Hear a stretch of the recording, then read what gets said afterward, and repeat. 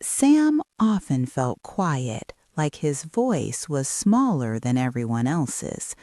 One warm evening, he walked into the meadow with his best friend, Sniffles. The tall grass whispered around them as Sniffles sniffed the air with excitement. Suddenly, the dog dashed toward tiny glowing lights in the distance. Sam hesitated, then followed. When Sniffles jumped over a fallen log, Sam stopped.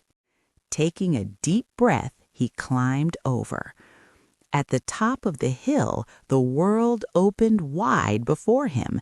Fireflies twinkled like tiny stars in the sky. Sniffles gently nudged his hand as if to say, "You did it." Sam felt something warm growing inside his chest. He wasn't just following anymore, he was leading his own steps. With a joyful laugh, he hugged his fluffy friend tight.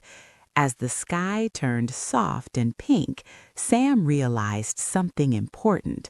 Bravery doesn't shout, it glows. Kids, I hope you enjoyed this story about Sam, who was scared at first but became brave afterwards. Please ask your mom or dad to show you how to subscribe. Click the notification bell so that you can join Sam and Sniffles on their next adventure. Bye, kids!